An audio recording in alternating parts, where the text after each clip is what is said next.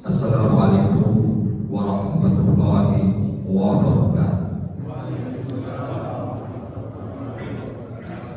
Alhamdulillahillazi ja'ala al-laila wan-nahara khilfatan liman arada an yazakkara wa arada syukura. Asyhadu an la ilaha illallah wahdahu la syarika lah wa asyhadu anna Muhammadan abduhu wa rasuluh. Qala Allah Subhanahu wa ta'ala fil Qur'anil Karim, bismillahirrahmanirrahim.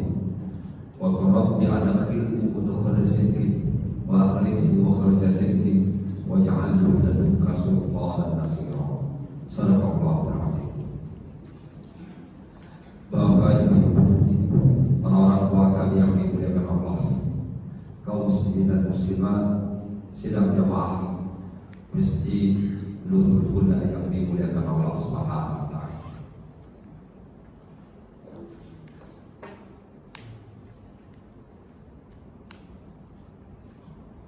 Alhamdulillah, pada pagi yang mulia ini kita diberi rahmat dan hidayah dari Allah Subhanahu wa ta'ala dapat melekatkan kaki kita ke rumah Allah yang mulia ini, melaksanakan salat fardu subuh berjamaah, dan kita lanjutkan dengan pengajian. Mari diiringi dengan i'tikaf di masjid yang mulia ini dengan niat nawaitul i'tikaf di hadzal masjid lillahi ta'ala. Sehingga aku i'tikaf di masjid ini karena Allah Ta'ala. Dan insyaallah nanti akan kita iringi salat sunat subuh. Mudah-mudahan apa yang kita lakukan ini mendapat ridha dan hidayah dari Allah Subhanahu wa ta'ala. Amin ya rabbal alamin. Salawat salam kepada Nabi kita Muhammad sallallahu alaihi wasallam. Allahumma shalli ala sayyidina Muhammad wa ala ali sayyidina Muhammad. Bapak yang kami muliakan, kajian kita pada pagi hari ini membahas tentang istilah Ihya'ul Sunnah. Ihya'ul Sunnah ini kalau diterjemahkan dalam bahasa Indonesia artinya menghidupkan sunnah. Ketika dipahami menghidupkan sunnah ini, maka akan kembali kepada apa yang pernah dilakukan Rasulullah, apa yang pernah dilakukan oleh para sahabat, bahkan apa yang pernah dilakukan oleh kaum tabi'in yang pernah berjumpa sahabat. Maka sunnah dalam arti di sini juga bentuknya umum, karena Bapak yang kami muliakan, ada yang memahami sunnah itu dengan kata sunnah menurut istilah fikih. Kalau sunnah menurut fikih itu sama yang membantu, yang artinya adalah kalau dikerjakan dapat pahala, kalau ditinggalkan tidak apa-apa. Itu istilah fikih. Tapi kalau sunnah menurut istilah ilmu hadis, dia ada yang menyamakan hadis, ada yang membedakan. Tapi sunnah ini Bapak yang kami muliakan, sifatnya lebih umum dari istilah hadis. Kalau hadis hanya berkait dengan apa yang disandarkan kepada Rasulullah, baik perkataan, perbuatan, dan ketetapan. Sedangkan sunnah adalah segala sesuatu yang disandarkan kepada Rasulullah dari perkataan, perbuatan, ketetapan, sifat khulqiyah, artinya sifat secara psikis dan sifat secara pribadi, baik sebelum beliau diangkat dan sampai beliau meninggal dunia. Diangkat sebelum menjadi Nabi dan Rasul dan sampai meninggal dunia. Ini sunnah secara umum. Sehingga apa yang kami muliakan, sunnah ini juga kalau bagi disiplin ilmu usul fikih itu sering mengatakan segala sesuatu yang dikaitkan dengan kehidupan Rasulullah. Maka ketika Rasulullah menganjurkan untuk menghidupkan sunnah, maka ada orang yang sangat ketat segala sesuatu yang kembali kepada Rasulullah, maka itu harus dihidupkan. Padahal apa yang kami muliakan, kalau kita kembali kepada baginda Rasulullah, maka ada di sana namanya dua istilah. Ada namanya sunnah tasrihiyah dan ada sunnah tasrihiyah. Sunnah tasrihiyah, sunnah yang mengandung hukum dan harus kita ikuti dan bisa kita lakukan. Ada sunnah ghairu tasrihiyah, sunnah yang tidak mengandung hukum. Dia bisa saja sifatnya secara individu Rasulullah atau sebagai manusia biasa yang berproses, atau juga sifatnya sedang waktu itu. Maka ketika ada hadis Nabi yang menjelaskan Rasulullah makan dengan 3 jari. Dengan 3 jari berarti dia memakai dengan 3 jari seperti ini. Maka ada yang memahami kalau Rasulullah makan pakai 3 jari, itu harus kita contoh. Kita harus makan 3 jari juga. Padahal ketika kita telusuri 3 jari ini bisa berkaitan dengan jenis makanan yang dimakan. Tidak semua jenis makan bisa dimakan dengan 3 jari. Maka sama yang kami muliakan, orang makan mie pakai sumpit, oke, tidak ada masalah. Tapi kalau makan nasi pakai sumpit, sudah selesai. Payah mengambil satu biji. Begitu juga pemegang kamu muliakan dengan 3 jari tadi. Kalau dia makan roti 3 jari, oke. Makan kurma 3 jari, tidak ada masalah. Tapi coba pakai makan nasi 3 jari, sama dengan makan nasi pakai sumpit. Maka pemegang kamu muliakan berarti hadis Rasulullah yang menjelaskan Rasulullah makan dengan 3 jari itu disebut dengan sunnah ghairu tasriyah, sunnah yang tidak mengandung hukum. Maka tidak salah orang pakai sendok, ya.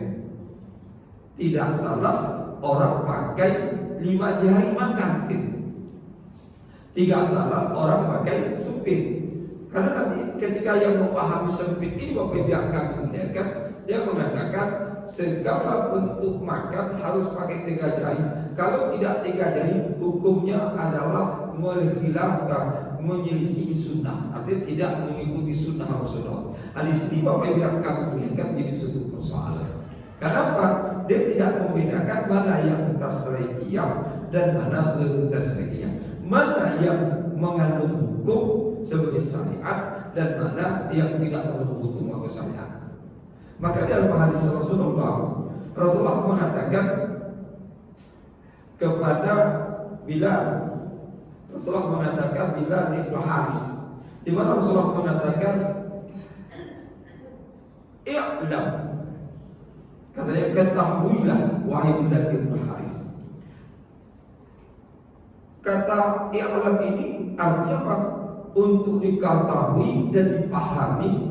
Kemudian bagaimana sisi prakteknya dan bagaimana juga sisi pelaksanaan dalam kehidupan. Maka ada seorang mengatakan, maka bila ma'a'lam ya Rasulullah, apa yang harus saya ketahui? Maka Rasulullah mengatakan, i'lam ya Bilal, ketahui ya Bilal. Bila mengatakan ma'a'lam ya Rasulullah, apa yang harus saya ketahui?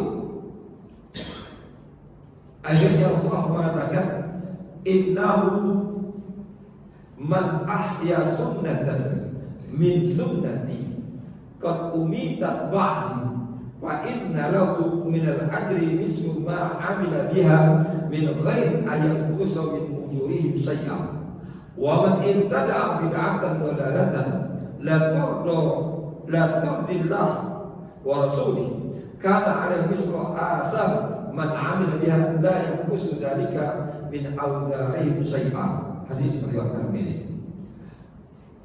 Di sini Rasulullah memulai dengan kalimat man ahya sunnatan min sunnati. Barang siapa menghidupkan sunnah dari sunnahku, kata umitat ba'di, yang sudah hilang atau sudah mati setelah saya. Artinya setelah Rasulullah meninggal dunia, sunnah itu hilang. Maka kata Rasulullah, fa inna lahu minal ajri, sesungguhnya orang yang menghidupkan sunnah yang tidak ada lagi kemudian dihidupkan, maka dia kata Rasulullah mendapatkan pahala seperti pahala orang yang mengerjakannya tanpa dikurangi sedikit pun dari pahala orang yang mengerjakannya. Ini kan tingkatnya sangat tinggi.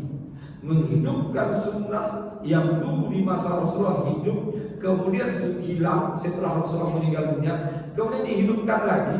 Orang yang menggerakkan, menghidupkan sunnah itu, Bapak Ibu yang kami muliakan, diikuti oleh orang lain, maka orang yang menghidupkan pertama kali ini akan mendapatkan pahala sebagaimana orang-orang yang mengerjakan seperti dia hidupkan ini. Tinggi. Tapi sebaliknya Rasulullah mengatakan, wa man ibtada'a bid'atan dalalah. Barang siapa membuat bid'ah yang sesat, la turdillahu wa rasulih, dan Allah tidak rela dengannya.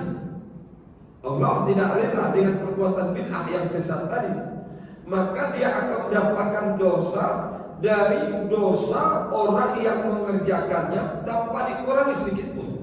Berarti kebalikannya. Dua hal ini Bapak Ibu yang kami muliakan tentu menjadi sebuah pemikiran. Kenapa pemikiran? Pertama, menghidupkan sunnah mendapatkan pahala yang begitu tinggi. Yang kedua, membuat perbuatan bid'ah mendapatkan dosa begitu juga tinggi dengan apa yang dikerjakan oleh orang yang mengikuti perbuatan bid'ah. Maka ketika kalimat sunnah ini Bapak Ibu yang kami muliakan, dia harus dikaitkan dengan sunnah tasri'iyah, tapi bukan sunnah tasri'iyah. Artinya sunnah yang berdasarkan menjadi hukum sebagai syariat, bukan sunnah yang tidak mengandung unsur hukum. Sedangkan bid'ah ini Bapak Ibu yang kami muliakan, harus dipilah lagi persoalan bid'ah ini. Tidak mengatakan kalau tidak ada di masa Rasulullah, tidak ada di masa sahabat, tidak ada di masa tabi'in, udah itu bid'ah semua. Itu juga pemahaman yang sangat sempit. Padahal Bapak Ibu yang kami muliakan, bid'ah itu adalah perbuatan-perbuatan yang bersifat ibadah yang tidak ada dalilnya. Ketika tidak ada dalil ini, maka apa yang pernah dikerjakan Rasulullah itu dalil. Apa yang pernah dikerjakan sahabat itu jadi dalil. Apa yang pernah dikerjakan tabi'in itu dalil. Tapi satu sisi ada dalil-dalil mufakat ulama dan ada dalil-dalil ikhtilaf ulama. Jadi artinya apa? Dalil mufakat itu adalah bersifat Al-Quran, hadis, ijma'. Sedangkan dalil mufakat ini ada namanya dalil mufakat secara umum, ada dalil mufakat secara mayoritas. Secara mayoritas termasuk kias. Kias adalah dalil mufakat secara mayoritas ulama. Sedangkan Al-Quran, hadis, ijma' itu dalil mufakat secara umum. Semuanya berpakat.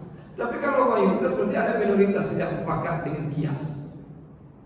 Tapi ada satu sisi yang jarang disinggung orang itu, dalil yang tidak mufakat ulama.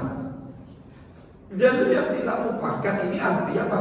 Sebagian ulama memakai, sebagian alim tidak memakai. Sebagian mazhab memakai dalil ini, mazhab yang satu tidak memakai. Tapi mazhab yang satu ini memakai dalil ini, mazhab yang satu ini tidak memakainya. Maka seperti Bapak Ibu yang kami muliakan, ada nama dalil disebut al-maslahah, al-istihsan, saddu zari'ah, fathu zari'ah, sar'un man qablana, kemudian al-adah. Jadi dalil ini Bapak Ibu yang kami muliakan disebut dalil ikhtilaf, seperti al-maslahah, dalil maslahah. Di dalam mazhab Syafi'i itu dipakai. Tapi kalau dalam mazhab Imam Ahmad bin Hanbal tidak dipakai. Tapi al-istihsan di dalam mazhab Imam Hanafi dipakai. Imam Malik tidak memakai. Ada al-istishab, Imam Malik memakai, tapi Hanafi tidak memakai. Ketika ada sar'un man qablana, Imam Syafi'i memakai, sedangkan Imam Ahmad bin Hanbal tidak memakai. Ada al-adah itu Syafi'i memakai, Hanafi memakai, Maliki pakai, Hanbali tidak pakai. Itu artinya apa? Dalil ikhtilaf ulama, sebagian memakai, sebagian tidak. Tapi dalam prinsip bid'ah, segala amal yang bersumberkan dalil, ada dalilnya, baik dalil mufakat ulama atau dalil tidak mufakat ulama, maka kalau ada sumber ini, itu bukan bid'ah. Tapi kalau ada suatu amalia tak ada dalil sama sekali, dan para ulama mufakat itu sesuatu yang salah, maka itu tidak dibolehkan. Maka kemarin ada serial dari Malaysia itu tentang bid'ah, ada terkenal itu tentang nikah batin. Nikah batin itu apa yang kami muliakan, itu tidak ada dalil sebenarnya. Kenapa tidak ada dalil? Nikah batin itu kan yang terkenal tokohnya wali itu. Maka ada yang mengatakan wali nak dewi boleh gitu kan. Itu nikah bid'ah, nikah batin memang tidak ada dalam hukum. Kenapa? Nikah batin walinya Allah, saksinya malaikat, sigoh kalimat akad nikahnya syahadat. Jadi saya laki-laki mengatakan asyhadu an la ilaha illallah wa asyhadu anna muhammadar rasulullah. Dijawab perempuan asyhadu an la, itu sudah nyambung akadnya. Itu walinya Allah itu. Para malaikat menyaksikan. Ini nikah seperti ini, Bapak Ibu yang kami muliakan, tak ada dalil. Ketika tidak ada dalil, maka nikah ini termasuk nikah bid'ah itu. Tapi coba ada nikah batin yang terjadi di daerah Pariaman. Mungkin Bapak Ibu pernah dengar ya. Tapi di daerah Pariaman, nikah batin itu nikah yang setelah dikerjakan, nikah yang dilakukan setelah nikah secara umum. Secara umumnya nikah secara syar'i, artinya ada walinya di situ, ada saksinya di situ, ada pak kuah di situ, kan? Seperti biasa, seperti kita lakukan. Syarat rukunnya lengkap. Setelah akad nikah ini, maka di situ disebutkan ini baru nikah badan bagi Islam. Nanti ketika sang laki-laki masuk ke kamar perempuan, maka mereka harus nikah batin dulu. Menikahkan batin mereka sebelum melakukan hubungan badan. Itu gitu. Ayat seperti ini Bapak yang kami muliakan, tak ada kaitannya dengan sah atau tidak sahnya nikah itu. Karena secara hukum fikih nikah sudah sah, secara hukum negara sudah tercatat. Sekarang membatalkan nikah itu, ini hubungannya Bapak yang kami sebuah tarikat saja. Jadi di malam hari itu sebelum mereka masing-masing sebelum melakukan hubungan badan, mereka nikah batin. Tapi sebelum melakukan hubungan batin, mereka sholat dulu 2 rakaat. Laki-laki jadi imamnya, perempuan istri tadi yang istrinya baru itu jadi makmumnya. Mereka sholat hajat artinya apa? Hajat mereka mohon agar rumah tangga mereka sakinah mawaddah warahmah. Setelah itu, setelah sholat assalamualaikum, laki-laki menengok ke belakang, menengok istrinya belakang, kemudian dia menyalaminya, maka dia baca asyhadu an la ilaha illallah. Syarat juga dijawab istri asyhadu an la ilaha illallah, ada selesai nikah batinnya. Kalau yang seperti ini tidak ada kaitan dengan nikah yang pertama. Beda dengan yang dilakukan dalam serial wali itu. Dari awal nak perlu wali, nak perlu saksi. Yang penting perempuan itu oke, cukup syahadat, ada nama nikahnya. Ini kan bahaya. Maka disitulah nampak kesesatan yang banyak kali ini. Tapi ketika kita bawa dalam menghidupkan sunnah, maka harus dikaitkan dengan ada dalilnya. Baik itu dalil mufakat ulama atau dalil yang mukhtalaf ulama. Artinya ketika ulama ikhtilaf dalam dalil, tapi masih memunculkan dalilnya dan itu masih diakui sebagai mazhab, maka itu bisa dikategorikan menghidupkan sunnah. Siapa yang kami muliakan, yang kita kerjakan nanti setelah pengajian sholat sunat suruh. Sholat sunat suruh itu dalilnya jelas, hadis Nabi diriwayatkan oleh Imam At-Tirmizi, man shalla subha fi jama'atin summa jalasa fihi hatta tatala'a asy-syamsu fa shalla rak'atayn kana 'alaihi ajrun umrah haji wa umrah tamah. Rasulullah mengatakan barang siapa sholat subuh berjamaah kemudian dia i'tikaf di masjid tersebut sampai terbit matahari, kemudian dia sholat 2 rakaat, maka dia mendapatkan pahala haji dan umrah sempurna. Hadis jelas. Tapi dalam penerapannya, Bapak Ibu yang kami muliakan, ada satu mazhab menganggap tidak ada sholat subuh. Itu secara khusus itu mazhab Imam Ahmad bin Hanbal. Kalau Syafi'iyah, Hanafiyah, Malikiyah, dia mengakui ada sholat sunat subuh dengan syaratnya sholat subuh di masjid berjamaah dan tidak keluar dari masjid itu kecuali mungkin untuk buang air atau memperbarui wudhu gitu. Nah, kemudian sampai terbit matahari maka dia sholat 2 rakaat, itu syaratnya. Kalau dalam mazhab Imam Ahmad bin Hanbal dia mengatakan tidak ada sholat subuh, yang ada sholat duha. Kenapa? Karena hadis yang diriwayatkan oleh At-Tirmizi ini itu bertentangan dengan satu hadis lagi. Karena satu hadis lagi mengatakan Rasulullah melarang sholat waktu matahari terbit. Maka dalam hadis Rasulullah mengatakan janganlah kalian sholat waktu matahari terbit, karena matahari terbit berada di antara 2 tanduk iblis. Itu kan sebuah kiasan, artinya ini mungkin gunung matahari tengah-tengahnya, itu diibaratkan seperti tanduk iblis. Maka kalau kalian sholat waktu itu, maka itu kalian seperti menyembah iblis, katanya. Maka dia katakan sholat subuh dalam hadis Tirmizi bukan sholat subuh, tapi sholat sunat duha, ditambahlah waktunya 15 menit lagi. Tapi karena ini Bapak Ibu yang kami ikhtilaf dan mayoritas ulama membolehkannya dengan persyaratan tadi, kita hidupkan, maka menjadi ihya'us sunnah, menghidupkan sunnah. Tapi bagi yang mengambil pendapat Imam Ahmad bin Hanbal, silakan, tidak ada masalah. Silakan, tidak ada masalah. Dan tidak bisa dikatakan orang menghidupkan surah-surah jadi bid'ah. Dia akan menjadi hal sunnah yang dihidupkan sesuai dengan persyaratan yang disimpulkan oleh para ulama. Inilah Bapak Ibu yang kami. Maka orang yang memunculkan ini itu ada disebut dengan sunnah, menghidupkan sunnah.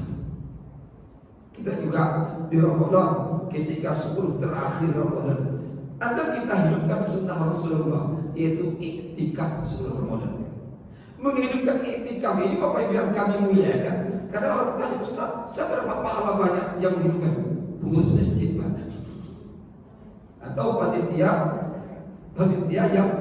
iktikaf.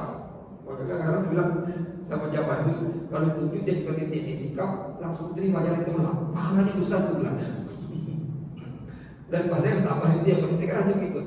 Kenapa pahala besar? Karena panitia itu nanti dia bagaimana dia mulai i'tikaf itu memikirkan lagi bagaimana makan sahurnya, bagaimana ustadznya, bagaimana ini itu pahalanya besar daripada yang ikut saja.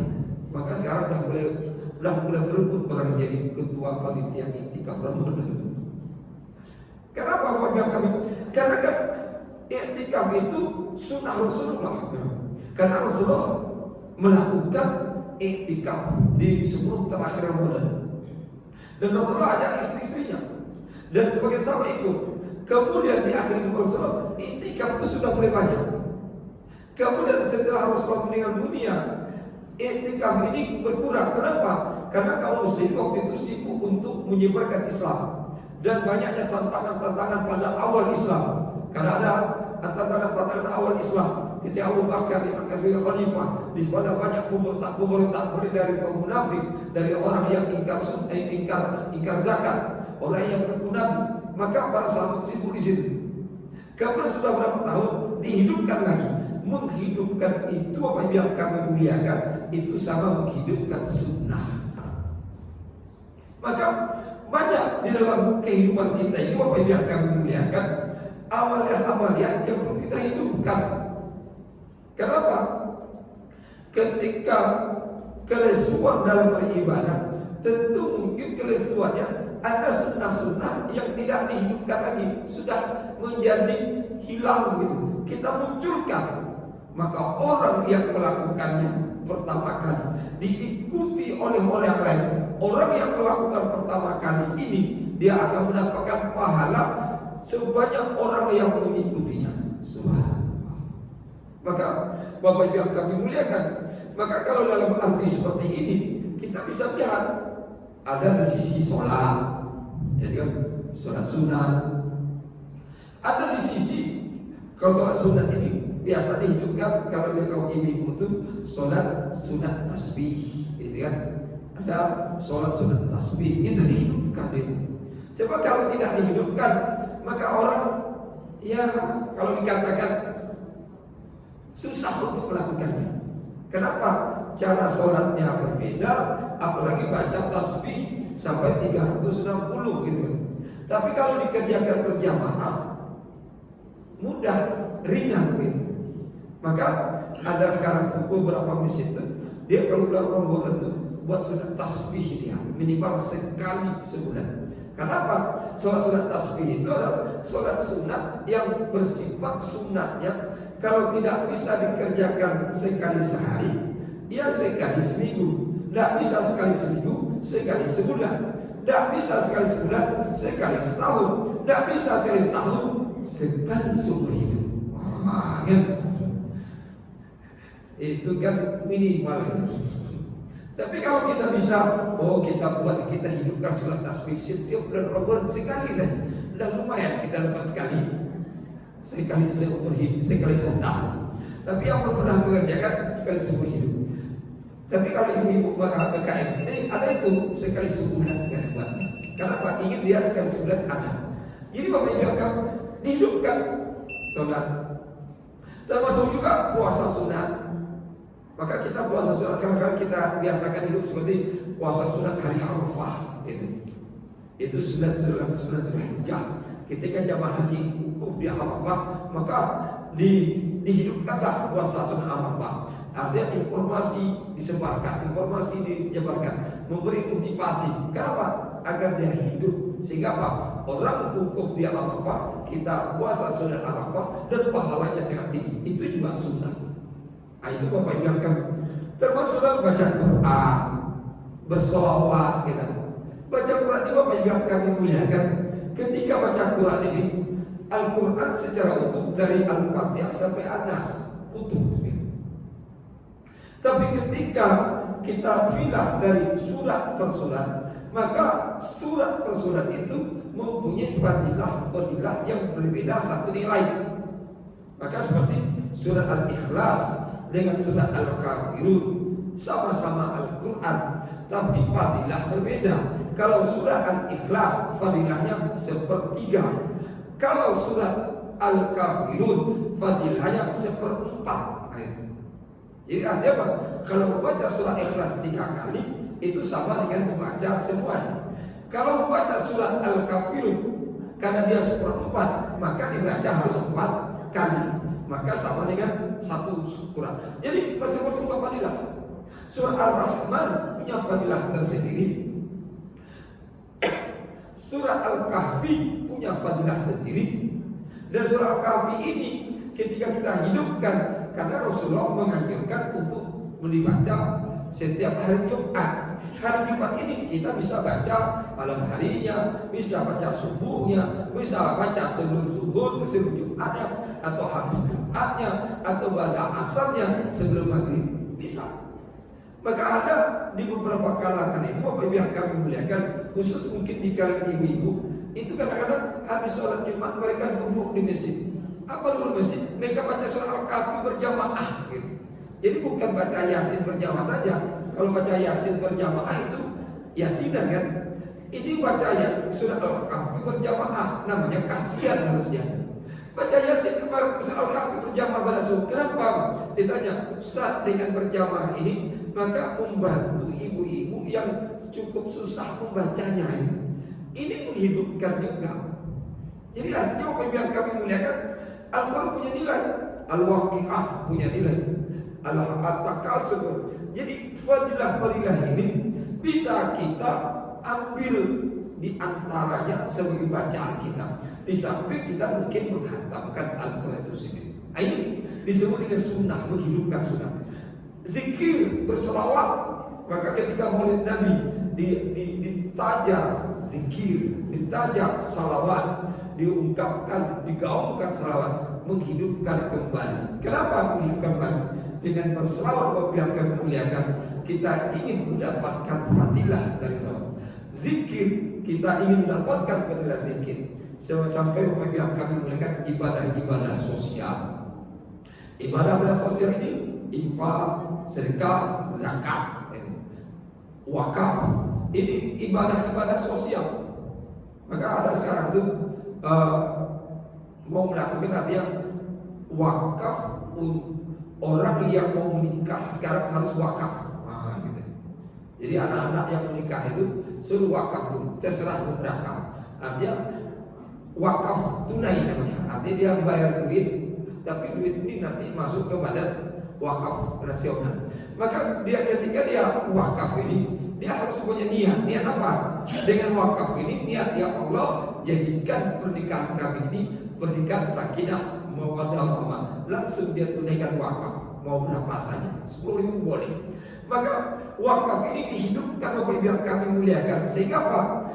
Bisa mengambil manfaat-manfaat yang banyak, dan manfaat-manfaat itu bisa disalurkan untuk kemaslahatan bersama. Maka ibadah sosial ini juga bentuk daripada menghidupkan sunnah. Jadi Bapak Ibu yang kami muliakan, ketika kita hidupkan sunnah seperti ini, maka kita menjadi pelopor menghidupkannya, atau sebagai penggerak menghidupkannya. Orang yang penggerak itu dia mendapatkan ganjaran lebih besar dari yang mengikuti. Tapi sebaliknya, melakukan perbuatan-perbuatan haram, perbuatan khurafat, syirik, termasuk perbuatan bid'ah yang tidak ada dalilnya sama sekali, maka kalau ada yang mengikutinya, maka dia dapat dosa orang yang mengikuti tanpa dikurangi sedikit. Subhanallah. Jadi Bapak Ibu yang kami muliakan, inilah sebenarnya yang dijelaskan oleh Rasulullah, dan kita sebagai umat Islam bisa membedakan mana yang sunnah tasrihiyah yang harus diikuti bersumber hukum, dan mana sunnah ghairu tasrihiyah, sunnah yang biasa sebagai manusiawi dan tidak masuk dalam kategori hukum. Mudah-mudahan Bapak Ibu yang kami muliakan, kajian kita di pagi yang mulia ini mendapat ridho dan hidayah dari Allah Subhanahu wa taala. Barangkali Bapak Ibu yang kami muliakan ada pertanyaan atau yang perlu kita diskusikan, saya persilakan.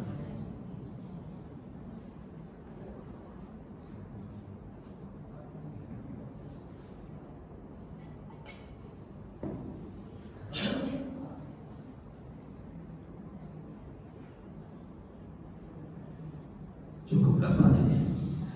Bapak Ibu yang kami muliakan, demikianlah kajian kita pada pagi yang mulia ini. Mudah-mudahan apa yang kita akan mendapat hidayah dari Allah Subhanahu wa taala. Sebelum kita tutup, mari kita membaca Al-Fatihah. Kita niatkan untuk kedua orang tua kita. Kalau orang tua kita masih hidup bersama kita, semoga di sisa untuk mereka mendapatkan rahmat dan berkah dari Allah. Kalau orang tua kita sudah mendahului kita, semoga mereka mendapatkan maghfirah dan rahmat dari Allah. Ala hazini al-Fatihah.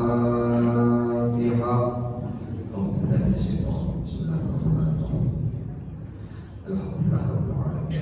Ar-Rahmanir Rahim. Maliki yaumiddin. Ya na'budu wa nasta'in. Ihdinas siratal mustaqim. Siratal ladzina an'amta 'alaihim ghairil maghdubi 'alaihim waladdallin. A'udzu billahi minasyaitonir rajim. Bismillahirrahmanirrahim. Alhamdulillah rabbil alamin. Hamdan yuwafiqu fi masjidah. Ya rabbal hamdu kama yanbaghi li jalali wajhika wa 'azimi sultanik. Allahumma inna nas'aluka bi anna nashhadu annaka Allah la ilaha samad alladzi lam yalid wa lam yulad wa lam yakul lahu kufuwan ahad. La ilaha illa anta subhanaka inna kunna minaz zalimin. Allahumma ighfir lana ma qaddamna wa ma akharna wa ma asrarna wa a'lanna وما أنت أعلم بنا إنك أنت السميع العليم. اللهم اغفر لنا ولوالدينا ولجميع المسلمين والمسلمات والمؤمنات برحمتك يا أرحم الراحمين. اللهم أحينا بالإيمان وأمتنا بالإيمان واحصرنا بالإيمان وثبتنا بالإيمان وأخرجنا من الدنيا بالإيمان وادخلنا الجنة بالإيمان. اللهم حبب لنا الإيمان وزده في قلوبنا واخرجنا من الفسوق والعصيان واجعلنا من الراشدين. اللهم إنا نسألك علما نافعا وعملا متقبلا ورزقا واسعا وشفاء من كل داء وسقم يا أرحم الراحمين. اللهم إنا نسألك رحمة النبيين وحفظ المرسلين وإلحاق الملائكة المقربين. اللهم أغننا بالإيمان، اللهم أغننا بالعلم وزدنا بالحلم وأكرمنا بالتقوى وجملنا بالعافية يا أرحم الراحمين. اللهم أنت الصابر باسم مرضنا صفات وغير سقما يا أرحم الراحمين. اللهم لا سهل إلا ما جعلناه سهلا وأنت تجعل الصعب إن شئت سهلا. اللهم لا سهل إلا ما جعلناه سهلا وأنت تجعل حزن إن شئت سهلا. سهل أمورنا يا أرحم الراحمين. ربنا تقبل منا إنك سميع الدعاء. ربنا آتنا في الدنيا حسنة وفي الآخرة حسنة وقنا عذاب النار. وآخر دعوانا الحمد لله رب العالمين. السلام عليكم ورحمة الله وبركاته.